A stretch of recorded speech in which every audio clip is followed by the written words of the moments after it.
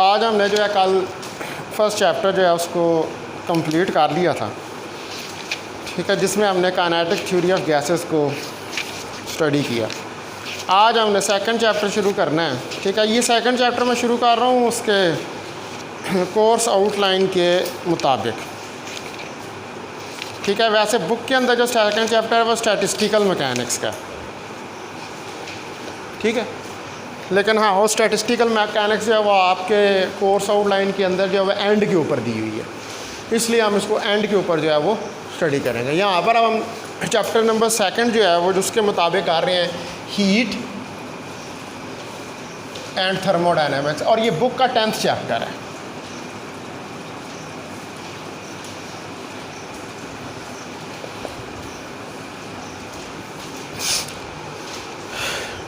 तो पहले नंबर पर जो थर्मोडायनेमिक्स है, थर्मोडायनेमिक्स जो है वो मैं आपको लास्ट टाइम भी जब हमने फर्स्ट चैप्टर शुरू किया था तो उसके भी में भी मैंने थर्मोडायनेमिक्स के बारे में आपको बताया कि थर्मल और डायनेमिक्स, थर्मल यानी कि वो चीज़ के जो हीट के साथ रिलेटेड है, और डायनेमिक्स का मतलब है कि वो जो हीट है वो किस तरह ट्रांसफ़र हो रही है एक जगह से दूसरी जगह, और उस हीट के ट्रांसफ़र होने की वजूहात क्या हैं। डायनामिक्स में क्या होता है, डायनामिक्स में हम ये स्टडी करते हैं कि कोई चीज़ जो है वो क्यों प्रोड्यूस हो रही है, उसकी वजह क्या है, ठीक है। जैसे आप मैकेनिक्स में बात करते हैं ना कि दो मैकेनिक्स की होती हैं ब्रांचेस, काइनेमैटिक्स और डायनामिक्स। काइनेमैटिक्स के अंदर आप सिर्फ प्रॉपर्टीज़ को स्टडी करते हैं, जैसे एक्सेलरेशन है, वेलोसिटी है, डिस्टेंस है, डिस्प्लेसमेंट है। लेकिन डायनामिक्स के अंदर क्या होता है, न्यूटन के 3 लॉज आ जाते हैं। न्यूटन के 3 लॉज डायनामिक्स के लॉज हैं मैकेनिक्स के अंदर, जो आपको ये बताते हैं कि मोशन जो है वो कैसे जनरेट हो रही है। तो यहाँ पर थर्मोडायनामिक्स में भी हमने ये देखना है कि हीट की जनरेशन और हीट की ट्रांसफ़र, इसकी क्या वजूहात हैं। ये भी फ़िज़िक्स की एक ब्रांच है, ठीक है। ये पूरी एक अलहदा से पूरा एक ये सब्जेक्ट है फ़िज़िक्स का, थर्मोडायनामिक्स। तो पहले हम इसको डिफ़ाइन कर लेते हैं। The branch of physics which deals with the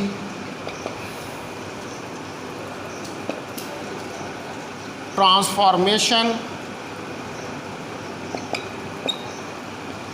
of heat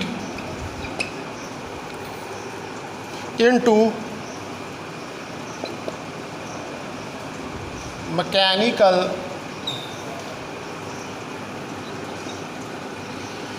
energy is known as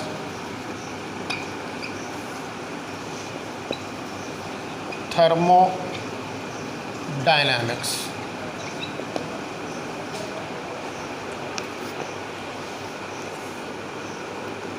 Now what is heat? Heat is a form of energy. तो वो ब्रांच फिज़िक्स की जो ये देखती है कि हम हीट को कैसे मैकेनिकल एनर्जी के अंदर, अब हमने इस चैप्टर के अंदर हीट इंजन पढ़ना है। हीट इंजन जो है वो सबसे बड़ी एग्जांपल है थर्मल एनर्जी की मैकेनिकल एनर्जी में, ठीक है ना। ये हीट इंजन नहीं लगे होते हैं ना, ये गाड़ियों के अंदर, मोटरसाइकिलों के अंदर, ये सब क्या लगे हुए हैं, रक्षों के अंदर, चिंगचियों के अंदर ये हीट इंजन लगे हुए हैं, ठीक है। ये हीट इंजन जो ये क्या करते हैं, ये जो हीट एनर्जी पेट्रोल से प्रोड्यूस होती है ये उसको मैकेनिकल एनर्जी में कन्वर्ट कर देते हैं। यानी कि हीट इंजन बना किस तरह, हीट इंजन बना ही थर्मोडायनामिक्स की वजह से। थर्मोडायनामिक्स ने हीट इंजन को बनाया। तो इसके अंदर वो फिज़िक्स की ब्रांच ट्रांसफॉर्मेशन, ट्रांसफॉर्म होना। अब देखिए, आप law of conservation of energy को जानते हैं, ठीक है। Law of conservation of energy यही कहता है कि एनर्जी की कोई फॉर्म जो है वो एक फॉर्म से दूसरी फॉर्म के अंदर जो है वो कन्वर्ट हो सकती है, ठीक है। तो हीट जो है that is also a form of energy. तो अगर हीट जो है वो फॉर्म ऑफ एनर्जी है तो इसका मतलब है कि ये फॉर्म ऑफ एनर्जी जो है it can be converted into other forms of energy. ज़रूरी नहीं कि मैकेनिकल आप दूसरी फॉर्म्स के अंदर भी उसको कन्वर्ट कर सकते हैं, लेकिन यहाँ पर हम जो डिस्कशन कर रहे हैं थर्मोडायनामिक्स के अंदर, थर्मोडायनामिक्स क्या है, it is the discussion of transformation of heat into mechanical energy. यानी कि आप हीट की मदद से कैसे मैकेनिकल फ़ायदा हासिल कर सकते हैं।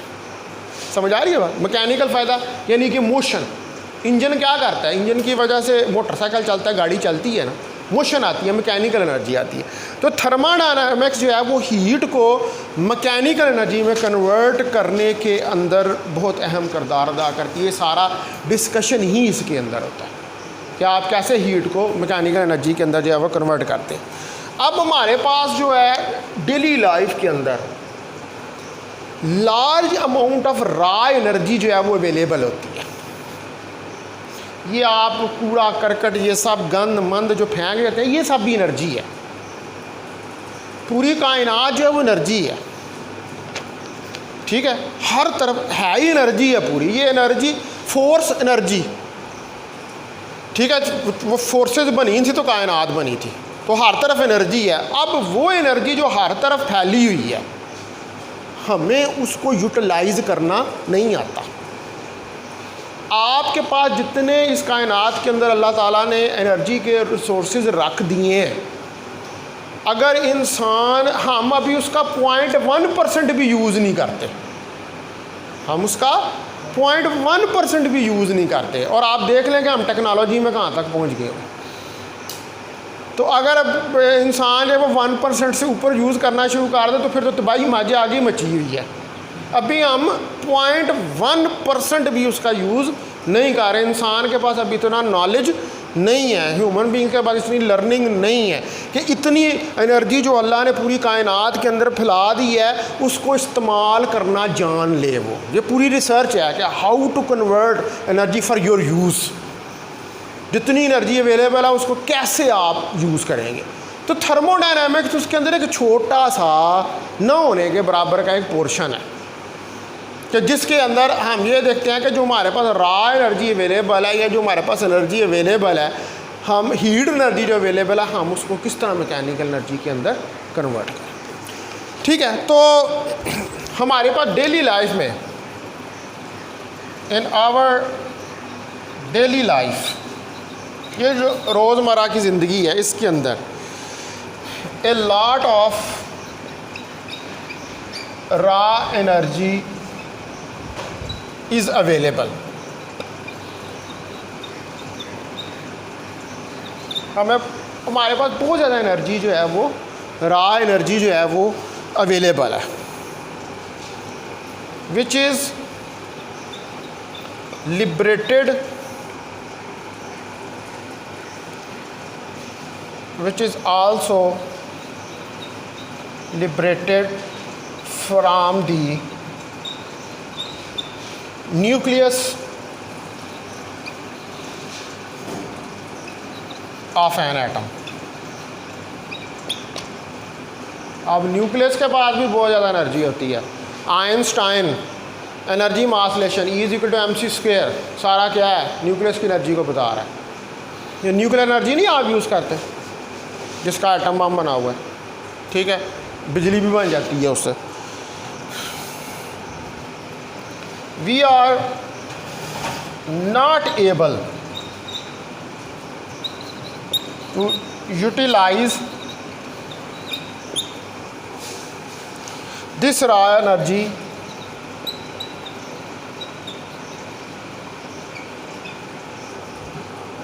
Into useful work.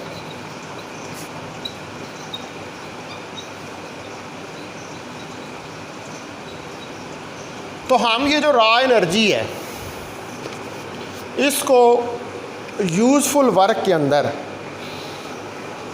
यूटिलाइज नहीं कर पाते। इवन के जो न्यूक्लियस के अंदर एनर्जी मौजूद है उसको भी हम पूरी तरह से इस्तेमाल नहीं करते। मैं आपको बता रहा हूँ कि सिर्फ 0.1% से भी नीचे अभी इंसान जो है वो एनर्जी के रिसोर्सेज को इस्तेमाल करना सीखा है, ठीक है। बाकी इतनी सारी एनर्जी अवेलेबल है पूरी कायनात के अंदर, वो हमें नहीं पता कि हम उसको कैसे अपने इस्तेमाल के अंदर लेकर आए, ठीक है जी। अच्छा, अब इसकी जो मैंने अभी एग्ज़ाम्पल का ज़िक्र किया है, मैंने आपको कहा कि इसकी एग्ज़ाम्पल जो सबसे बड़ी है वो क्या है?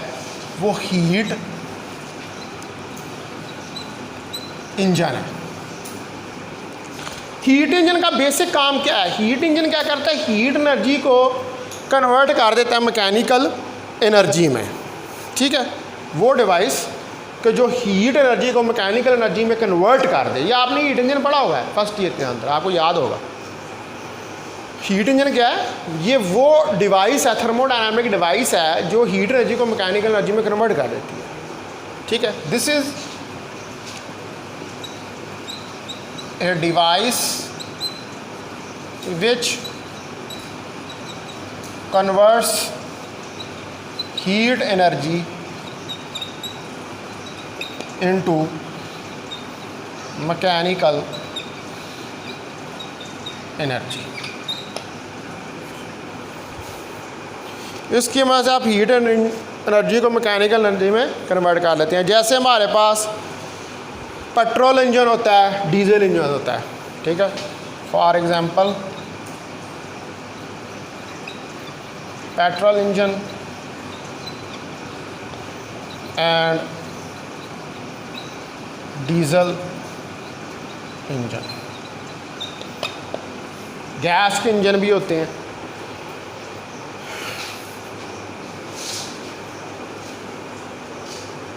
या आप इसमें पेट्रोल एक्टिव मीडियम है, डीजल एक्टिव मीडियम है, गैस भी एक्टिव मीडियम होगा, जिसकी मदद से आप हीट एनर्जी को मैकेनिकल एनर्जी में कन्वर्ट कर सकते हैं। अच्छा, अब जो हीट है इसकी जो डायरेक्शन ऑफ मोशन है, हीट की जो डायरेक्शन ऑफ मोशन है वो वैसे तो कोल्ड बॉडी से, हार्ड बॉडी से कोल्ड बॉडी की तरफ होती है। यानी कि एक तरफ अगर गर्म जिस्म पड़ा हुआ है, दूसरी तरफ उससे कम टेम्परेचर का जिस्म पड़ा हुआ है, तो according to zeroth law of thermodynamics heat जो है वो गर्म से ठंडे की तरफ ट्रांसफ़र होगी, hard to cold. It is the direction of flow of heat. लेकिन on the expenditure of energy, external source से एनर्जी प्रोवाइड करके, एक्सटर्नल सोर्स से एनर्जी प्रोवाइड करके आप हीट को कोल्ड से हॉट की तरफ भी फ्लो करवा सकते हैं, जैसे कि आप किसमें करते हैं? रेफ्रिजरेटर के अंदर। रेफ्रिजरेटर जो होता है ये हीट इंजन का उल्ट होता है। हीट इंजन का उल्ट क्या होता है? Heat pump. रेफ्रिजरेटर जो होता है वो हीट पंप होता है। अभी हम इसको डिस्कस करेंगे, हीट इंजन को भी करेंगे, हीट पंप को भी करेंगे डिटेल के साथ। लेकिन आगे जाके यहाँ पर सिर्फ आपकी इंफॉर्मेशन के लिए ये मैं बात बता रहा हूँ कि जो कन्वेंशनल डायरेक्शन है flow of heat, conventional direction of flow of heat क्या है? हॉट से कोल्ड बॉडी की तरफ। लेकिन ऑन द एक्सपेंडिचर, एक्सपेंडिचर मतलब खर्चा, आप खर्चा करते हैं, आपका एक्सपेंडिचर होता है आपका। एनर्जी को खर्च करके एक्सटर्नल सोर्स से आप क्या कर सकते हैं? एनर्जी को, हीट को, ठीक है, कोल्ड से हार्ड बॉडी की तरफ फ्लो करवा सकते हैं। ठीक होगी बात। तो the heat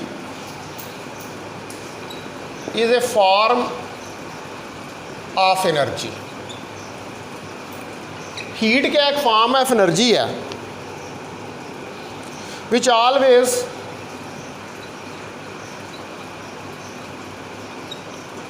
flow from hot to cold body, जो हमेशा फ्लो करती है हॉट से कोल्ड बॉडी की तरफ, ठीक है। इसकी कन्वेंशनल डायरेक्शन है। तो जो ट्रांसलेशनल काइनेटिक एनर्जी है, the translational kinetic energy of gas molecules is responsible for the heat. ठीक है, आपको इस बात का पता है कि काइनेटिक एनर्जी गैस मालिक्यूल्स की काइनेटिक एनर्जी की वजह से हीट, या किसी भी मटेरियल, गैस को छोड़ दें आप, कोई भी मटेरियल ले लें, सॉलिड हो जाए, लिक्विड हो जाए, उसके अंदर उस मटेरियल की हीट किस वजह से है? उसके मालिक्यूल्स की काइनेटिक एनर्जी की वजह से। ठीक है, तो हीट जो है इसको, चूँकि ये एनर्जी है, लिहाजा हम इसको मेजर करते हैं इन यूनिट्स ऑफ जाउल्स। इसका SI यूनिट जो है, SI unit of heat is joule. Joule है, क्योंकि एनर्जी का यूनिट भी जाउल होता है। तो ये एक और ब्रिटिश थर्मल यूनिट होता है, calorie. It is also measured in British thermal unit known as calorie, जिसको हम कैलोरी का नाम देते हैं। तो 1 calorie is equal to 4.187 joule. 1 calorie जो है वो 4.187 जूल्स के बराबर होती है। ठीक है, ये इसका ब्रिटिश थर्मल यूनिट है।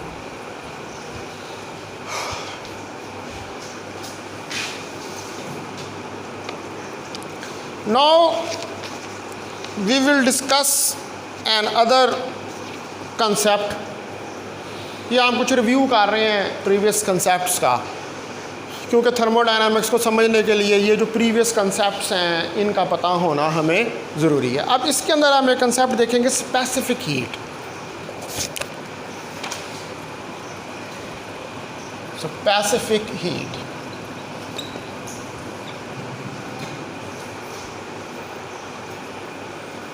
the amount of heat required to raise the temperature of a 1 kilogram of a substance is known as specific heat through 1 degree Kelvin temperature।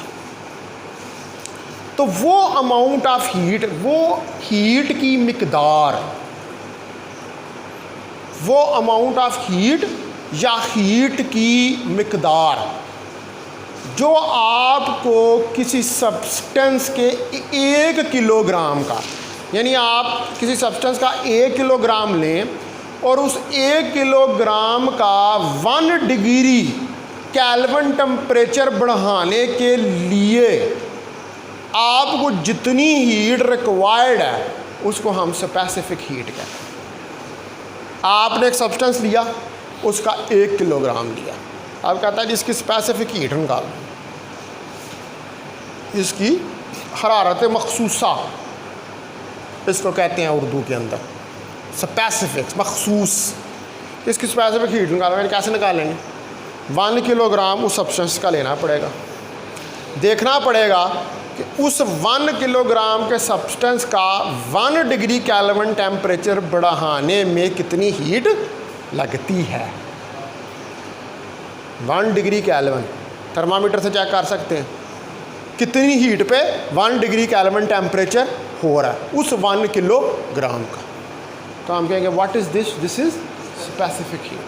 ठीक है, तो आप इसको डिफाइन कर सकते हैं कि the amount of heat which is required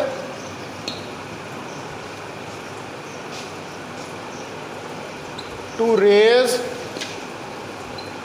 the temperature of a 1 kilogram of a substance through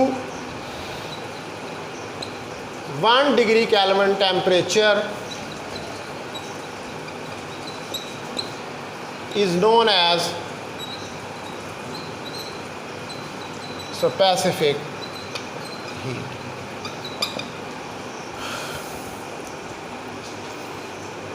तो 1 डिग्री केल्विन टेम्परेचर बढ़ाने के लिए आपको जितनी हीट रिक्वायर्ड है 1 डिग्री केल्विन, वो क्या होती है, वो उस सब्सटेंस के 1 किलोग्राम की, 2 किलोग्राम की बात नहीं हुई, एक फिक्स कर दिया 1 किलोग्राम, ठीक है, फिक्स कर दिया 1 किलोग्राम की। अब इसका जो फार्मूला है हमारे पास, C is equal to 1/m dQ/dt। dQ amount of heat है, m मास ऑफ सब्सटेंस है, और dt टेम्परेचर है।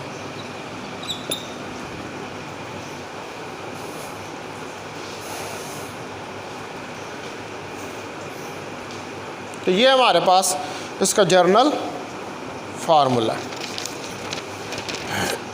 अच्छा, अब आ गए next, molar specific heat.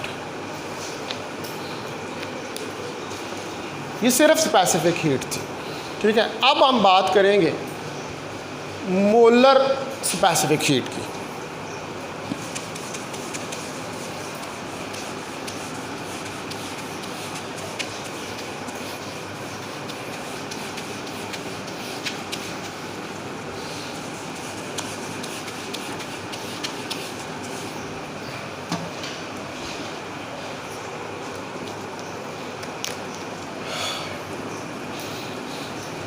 Molar specific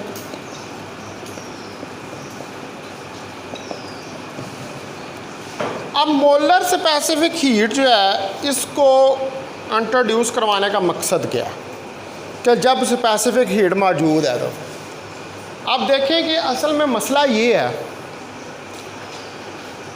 हर मटीरियल का जो 1 किलोग्राम होता है वो दूसरे मटीरियल से डिफरेंट होता है।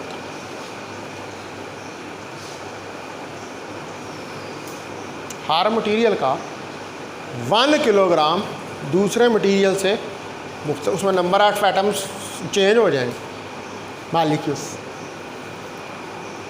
तो फिर इसका मतलब है कि स्पेसिफिक हीट एक तो ना रही, हर मटीरियल की 1 किलोग्राम की मुख्तलिफ होगी, तो ये तो मुसीबत है ना। फिर ये कहाँ था, आपको तो फिर अलग हर एक की जो है वो स्पेसिफिक हीट जो है वो कैलकुलेट करनी पड़ेगी। लेकिन 1 मोल जो होता है किसी भी सब्सटेंस का, वो तो फिक्स होता है, वो होता है 6.02 ज़रब 10 की ताकत 10 पावर 23, दैट इज़ फिक्स्ड, वो फिक्स है, वो चेंज नहीं होता। तो फिर हम क्या करते हैं, इसीलिए हर सब्सटेंस की मोलर स्पेसिफिक हीट कैलकुलेट करते हैं एज कंपेयर्ड कि आप उसकी क्या कैलकुलेट करें, स्पेसिफिक हीट। क्योंकि स्पेसिफिक हीट में तो हर 1 किलोग्राम हर सब्सटेंस का दूसरे से डिफरेंट है, लेकिन 1 मोल जो है वो तमाम सब्सटेंसेस का एक ही होगा, 6.02 10 की पावर 23। इसलिए पे स्पेसिफिक हीट में आगे जाकर मोलर स्पेसिफिक हीट जो है, इसका कॉन्सेप्ट जो है उसको इंट्रोड्यूस करवाया गया, क्योंकि हम ये चाहते हैं कि हमारे लिए आसानी पैदा हो और हम एक ही वैल्यू जो है वो हर सब्सटेंस की कैलकुलेट कर सकें। तो वो किस सूरत में कर सकते हैं, जब हमारे पास सिर्फ मोल हो, 1 मोल की आप स्पेसिफिक हीट जो है वो देख रहे हैं, ठीक है। तो molar specific heat in 1 kilogram of any substance there is different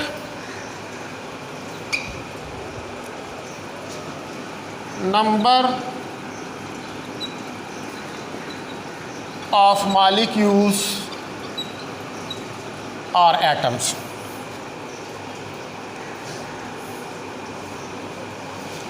But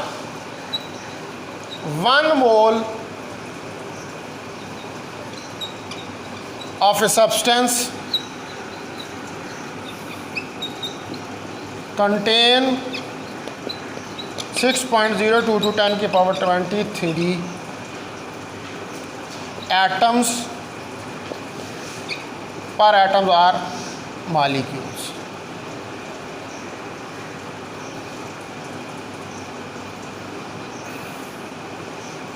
लेकिन 1 मोल के अंदर ये होता है, और ये क्या है? It is a fixed value, यानी कि n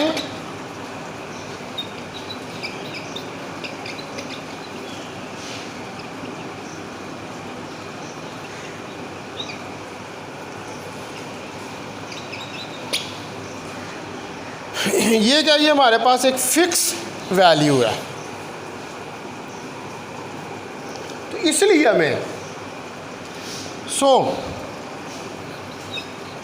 वी हैव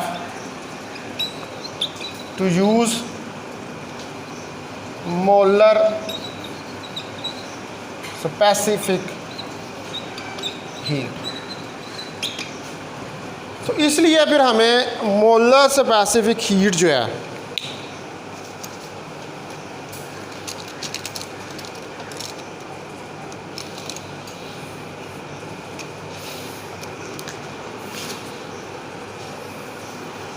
उसको इस्तेमाल करना पड़ता है फिक्स वैल्यू के लिए, एक वैल्यू के लिए।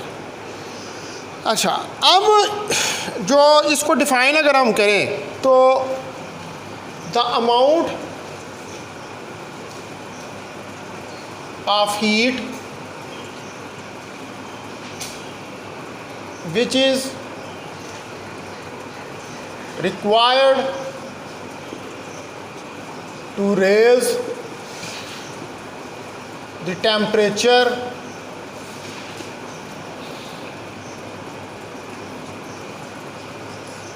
of a 1 mole of a substance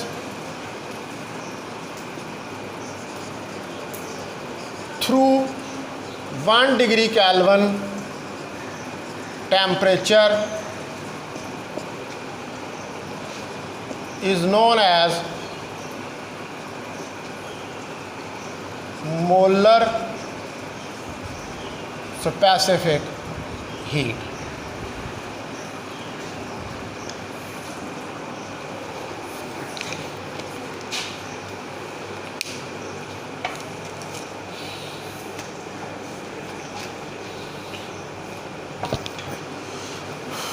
तो इसको हम जो है वो मोलर स्पेसिफिक हीट जो है इसका नाम देंगे। 1 मोल ऑफ ए गैस, अगर 1 मोल ऑफ ए गैस जो है उसको बढ़ाने के लिए आपको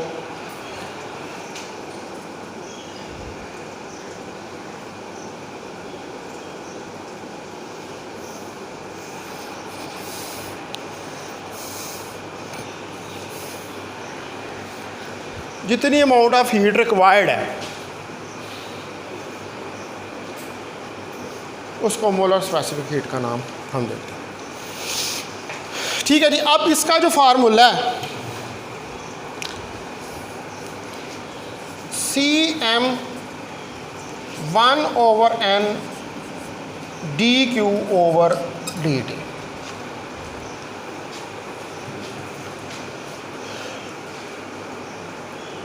यहाँ पर n क्या है? n नंबर ऑफ मोल्स हैं, number of moles.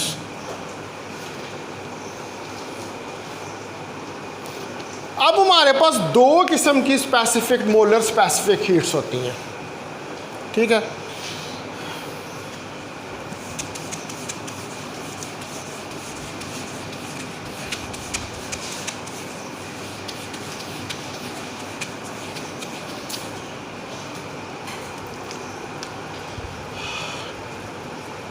There are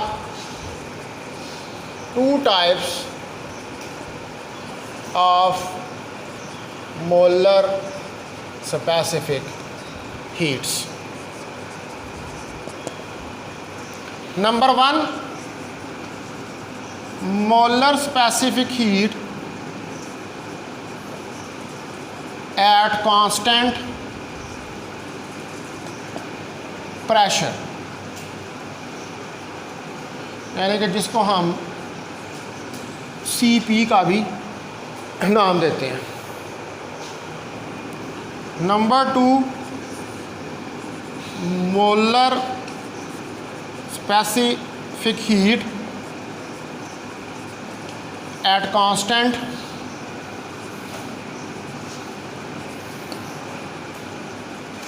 volume, जिसको हम CV का नाम देते हैं। ठीक है, कांस्टेंट वॉल्यूम और कांस्टेंट प्रेशर।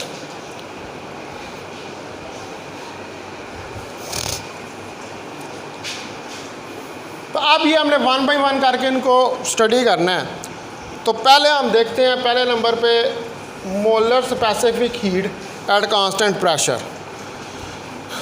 तो वो अमाउंट ऑफ हीट जो आपको रिक्वायर्ड है to raise the temperature of a 1 mole of a substance through 1 degree kelvin temperature at constant pressure, यानी कि जब प्रेशर आपका सिस्टम का जो है सब्सटेंस का है वो कांस्टेंट है, तो उस वक्त जो हीट रिक्वायर्ड है, यानी आपने सिस्टम का टेम्परेचर कांस्टेंट रखा हुआ है और कांस्टेंट प्रेशर के ऊपर आपको जितनी 1 मोल ऑफ ए सब्सटेंस की हीट रिक्वायर्ड है 1 डिग्री केल्विन टेम्परेचर बढ़ाने के लिए, उसको हम क्या कहते हैं, molar specific heat at constant pressure. ठीक है, तो the amount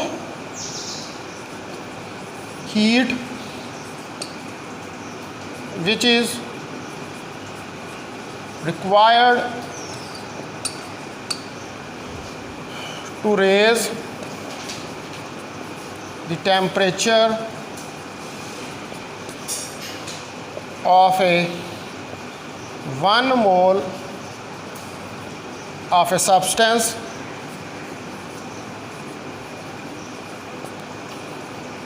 through 1 degree kelvin temperature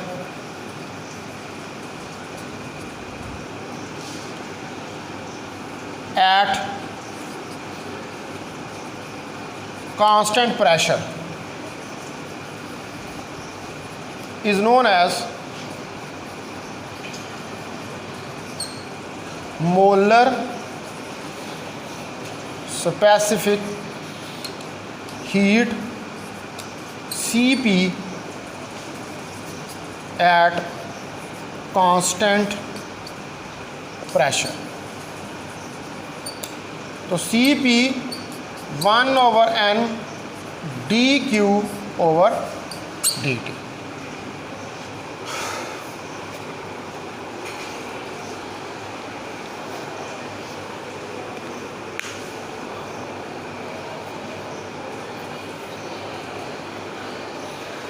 उसके बाद दूसरे नंबर पर है molar specific heat at constant volume.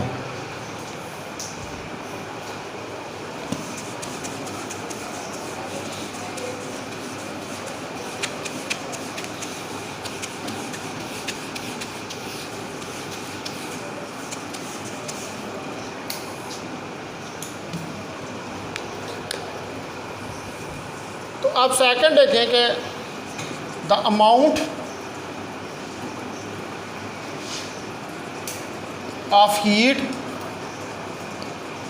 required to raise the temperature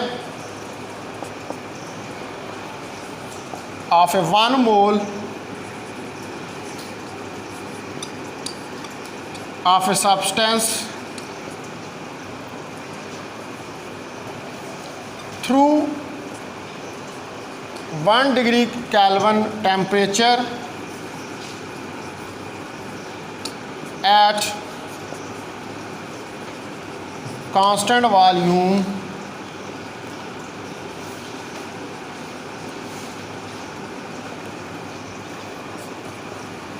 is known as molar specific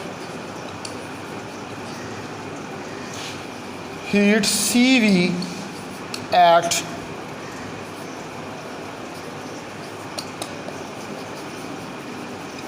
constant volume, तो सी we